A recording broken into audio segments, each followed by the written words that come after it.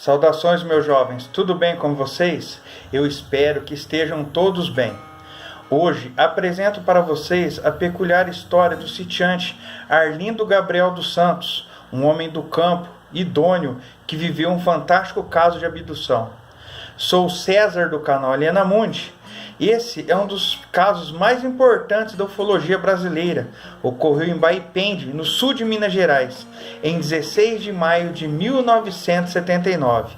Nesta data, ele observou e testemunhou o pouso de 3 objetos voadores estranhos, além de testemunhar o pouso de um objeto maior e ainda por cima tripulado. O caso do Embornal, ou caso Baipende, é fortemente apoiado com evidências e ainda hoje é objeto de estudo de ufologia. Vamos conhecer mais sobre esse fantástico caso, indo agora direto aos fatos.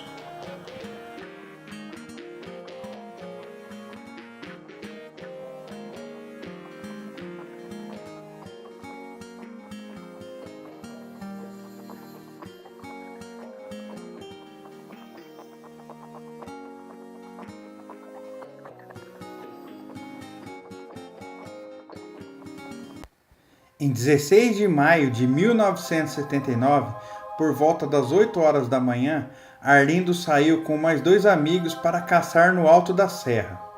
Na ocasião, ele portava uma espingarda calibre 28, um revólver calibre 32 e uma máquina fotográfica Tuca e um embornal de pano com os alimentos. Por volta das 16 horas, os 3 amigos encontravam-se em um bosque existente em um planalto situado a 3 quilômetros da fazenda Sobrado, onde Arlindo morava. Eles resolveram separar-se para cobrir melhor o terreno. Arlindo atravessou uma grota e saiu em um descampado. Logo em seguida, ele observou um objeto descer mais rapidamente do céu. O aparelho desceu atrás de uma crista, a uns 500 metros de distância de sua posição. Curioso, Arlindo dirigiu-se ao local para observar melhor. Ele caminhou aproximadamente 300 metros e logo pôde observar um objeto parado no chão. Ele tinha um formato cilíndrico e cor amarela, tinha uma altura estimada de 1,5 metros e largura aproximadamente de 50 centímetros. Esse cilindro apoiava-se em uma base escura, um pouco mais larga. No topo do objeto havia uma esfera com o mesmo diâmetro do cilindro, que piscava alternando entre as cores vermelha e branca. Próximo à esfera haviam 2 hastes, como braços ou asas, de cor mais escura. Arlindo Gabriel permaneceu observando o aparelho por 2 ou 3 minutos, quando então lembrou-se de que portava uma máquina fotográfica. Ele apanhou e obteve 2 fotografias do objeto. Devido à distância que se encontrava e ao fundo escuro da paisagem, o objeto é visível na fotografia como uma mancha branca. Arlindo deixou de observar o objeto momentaneamente. Ao tentar fotografar novamente, o objeto percebeu que ele tinha desaparecido misteriosamente e silenciosamente. Então, o fazendeiro resolveu investigar o lugar, caminhando até o local. Ele percorreu um trecho aproximado de 50 metros quando observou outro objeto que desceu e fincou-se no chão, a uma distância de 46 metros da testemunha. Esse aparelho tinha um formato ovoide, com um diâmetro longitudinal de aproximadamente 1 metro. Estava em posição vertical e apresentava, na sua parte inferior, uma haste com uns 20 centímetros de comprimento. Na ponta dessa haste havia uma espécie de espada de cor avermelhada, que fincou-se na terra na parte superior desse objeto. Havia um cilindro curto, com aproximadamente 5 centímetros de diâmetro. Sobre o cilindro girava-se lentamente uma hélice em sentido anti-horário. Esta hélice era formada por uma roda de aproximadamente 50 centímetros de diâmetro, que apresentava 4 hastes. As hastes achavam-se fixadas em um ângulo de 45 graus, inclinando-se no sentido de rotação da roda. Arlindo fotografou este novo objeto Enquanto preparava a câmera para obter nova fotografia, ele ouviu um chiado vindo do objeto. Ao olhar, ele percebeu que o local onde o objeto estava havia agora uma fumaça muito branca e densa, com dimensões superiores ao objeto observado. Arlindo fotografou a nuvem, que dissipou-se rapidamente, não havendo tempo hábil para uma nova fotografia. Ao dissipar-se a nuvem, o objeto havia desaparecido.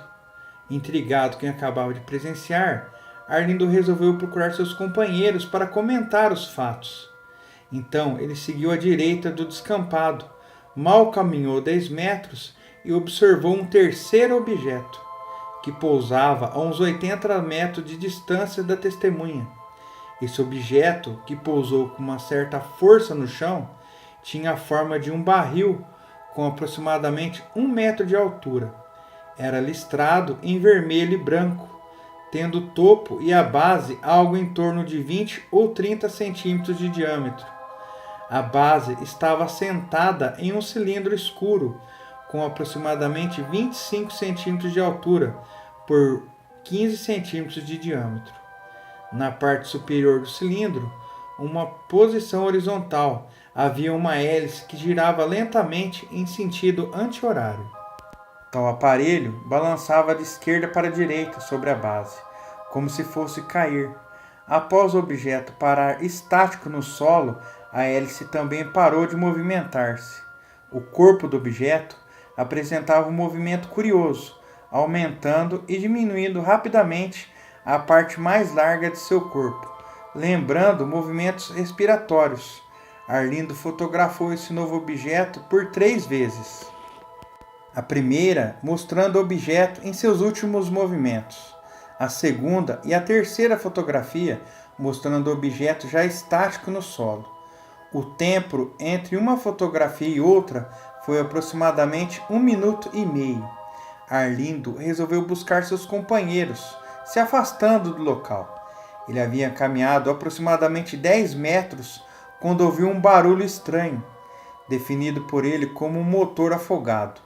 Ao olhar na direção do som, avistou um objeto bem maior do que os anteriores, que desceu 10 metros à direita do terceiro objeto. Este novo objeto tinha cor cinza e formato oval, tendo entre 10 a 12 metros de diâmetro. Na lateral do objeto havia uma estrutura, semelhante a uma nadadeira. Haviam também 2 objetos quadrados de cor escura, com 50 centímetros de lado, que Arlindo interpretou como sendo janelas. O aparelho tinha aproximadamente 8 metros de altura, com uma haste comprida na parte superior. Arlindo havia fotografado os objetos anteriores e sacou sua máquina para fotografar esse quarto objeto. No momento em que apontou sua câmera, o objeto emitiu uma luz intensa que ofuscou sua vista, deixando-o atordoado. Assustado, ele correu, ainda com uma vista ofuscada, na tentativa de se afastar do objeto. Seu medo era tanto que nem pegou o boné e o embornal que ele havia soltado para fotografar o objeto. Nesta corrida, Arlindo pôde dar apenas alguns passos. De alguma forma, ele se sentiu paralisado e assim ficou por quase 1 minuto. Sua visão foi voltando aos poucos e logo sentiu algo segurando seus braços. Logo percebeu que eram 2 homens baixos, aproximadamente com 1 metro de altura, que o agarraram firmemente pelos braços. Assustado, Arlindo falou: "Me soltem, pelo amor de Deus." Nisso, o homem à sua direita respondeu: "Em Deus nós todos somos irmãos. Nós não fazemos mal a ninguém. Queremos apenas uma informação sua." Em seguida, o tripulante levaram Arlindo para o objeto ovoide, pousado a uns 100 metros de distância. Eles pararam a uma distância de 4 metros do objeto. Nas proximidades do objeto, Arlindo sentiu frio. No alto da escadinha havia um terceiro tripulante, semelhante aos 2 primeiros, que comunicou-se com uma voz grossa, perguntando se ele havia visto uma zurca. Arlindo responde que não sabia o que era isso. Em resposta ao tripulante, afirma que a zurca era um aparelho e que eles transmitiram de lá para cá, em comunicação como todos os aparelhos da Terra. Ele falou ainda que tal aparelho tomou conta de uma linha universal que havia queimado a linha de transmissão e que havia desregulado o motor de montagem e havia descido na terra. Arlindo então lhe perguntou: "De onde vocês são?" Em resposta, o tripulante respondeu: "Nós somos de um lado de uma costa. Você tem estudo? Tem inteligência?" Arlindo respondeu negativamente com a cabeça. Diante de tal resposta, o tripulante estendeu a mão a Arlindo, ajudando-o a entrar no aparelho. Após subir os 4 degraus de escada, Arlindo viu-se dentro de uma sala circular com 7 metros de diâmetro, aproximadamente. No piso, havia uma abertura na parte central, por onde Arlindo entrou. Após Arlindo, os 2 tripulantes que o capturaram entraram no objeto e fecharam a porta. O teto da sala era uma enorme forma de cúpula, com aproximadamente 7 metros de altura. No centro da cúpula havia uma lâmpada muito forte. Nas paredes haviam lâmpadas pequenas que acendiam e apagavam continuamente. Havia também um grande indicador, semelhante a um medidor de voltagem, com mostrador. Nessa sala havia um aparelho com numerosas teclas. À frente deste equipamento havia 2 cadeiras ocupadas por 2 tripulantes que operavam o aparelho produzindo um som de tec, tec, tec, tec, conforme descrição de Arlindo. Esses seres também utilizavam uniforme e capacete. Com a entrada de Arlindo nesta sala, estes seres levantaram-se e conversaram em uma língua muito estranha, no qual Arlindo não conhecia. Em seguida, surgiu, vinda de um corredor lateral, um novo tripulante, sem capacete e aparentemente do sexo feminino, que dirigiu seus tripulantes com quem conversou, utilizando a mesma linguagem. Após algum tempo, a tripulante seguiu em direção ao corredor. Um dos tripulantes que havia capturado Arlindo colocou a mão em seu ombro, indicando que o seguisse. Arlindo, escoltado por 2 tripulantes, seguiu a moça através de um pequeno corredor. Eles entraram em uma pequena sala, onde havia um pequeno aparelho, que Arlindo descreveu como semelhante a uma geladeira, tendo 3 metros de comprimento por 1,5 metro de altura. Na metade superior deste aparelho haviam 2 telas de formato circular. Um dos tripulantes acionou o mecanismo à esquerda das telas, que acenderam-se. A jovem tripulante, com o auxílio de uma espécie de varinha, explicou a Arlindo o que era projetado nas telas. Ela mostrou a Terra, o Sol e a Lua, sempre explicando o que era observado. Em dado momento, surgiu na tela uma mancha, cor de prata amarelada, de contorno irregular. Aqui é onde nós estamos. Nós viemos aqui e voltamos em poucas horas. Mas é de acordo com a rotação da Terra, entre a sua própria Lua e seu próprio Sol. Arlindo Gabriel estimou que essas explicações duraram aproximadamente 5 minutos. Um detalhe curioso, observado por Arlindo, é o fato que não havia sincronia entre o que era falado e o que era ouvido, ou seja, o movimento labial dos tripulantes não correspondia ao som ouvido. Na maioria das vezes, os tripulantes apenas abriam um pouco a boca ao falar. Outro detalhe curioso é que ao falar o som não parecia vir da boca dos tripulantes, e sim do ambiente ao redor. Ao final da pequena explanação, um dos tripulantes retirou o capacete, desconectando inicialmente a tubulação ligada ao elmo. Esse tripulante era semelhante à jovem tripulante que comunicou com Arlindo. Ele então falou: "Nós somos de uma só matéria, igual a você, Arlindo, do mesmo sangue, e vivemos do mesmo trabalho. Daqui a pouco teremos transmissão." Após isso, Arlindo foi levado de volta à entrada da nave. Os tripulantes recomendaram: "Desça e siga a vista, porque o aparelho condena a visão." Arlindo seguiu a recomendação. Caminhou sem olhar para o disco, por uns 200 metros, tendo sua espingarda ainda pendurada no ombro e seu revólver preso na cintura.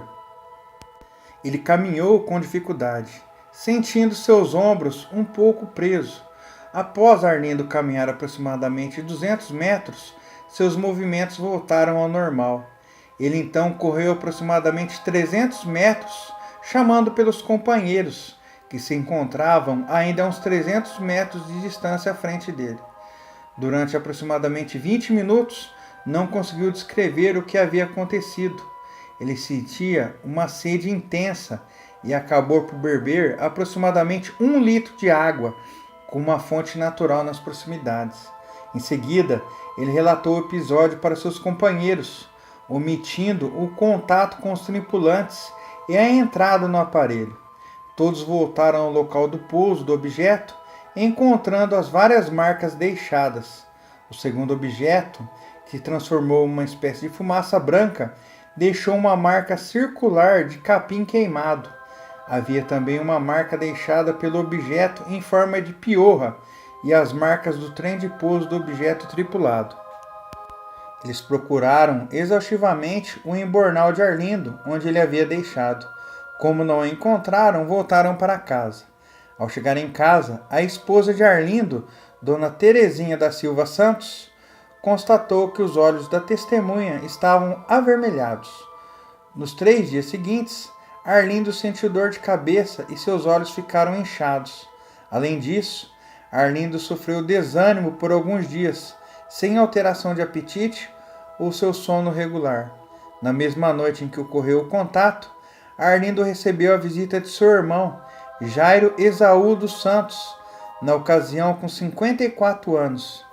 Ele constatou os olhos avermelhados de Arlindo e seu aparente desânimo. O protagonista relatou o episódio, omitindo o encontro com os tripulantes em 14 de julho. Arlindo e seus companheiros de caçada voltaram ao local onde ocorreu o contato. Um dos ufólogos encontrou o embornal perdido de Arlindo. Ele estava coberto de desenhos e inscrições que não tinha ali antigamente. E vocês, meus jovens, já ouviram falar desse fantástico caso? O que vocês acham? Deixe suas opiniões pra gente, que é muito importante. Você que ainda não conhece nosso canal, tratamos de casos misteriosos e sem solução e assuntos paranormais. Se curtiu o canal, já se inscreva e ative o sino para não perder mais nenhuma notificação e estar sempre recebendo interessantes. Se possível, compartilhe esse vídeo com os amigos e familiares, que ajuda muito a gente e para a gente poder dar continuidade aqui para o nosso canal. Se assistiu o vídeo até agora, não saia sem deixar seu like, que é muito importante para nós. Um grande abraço a todos, fiquem bem e até a próxima!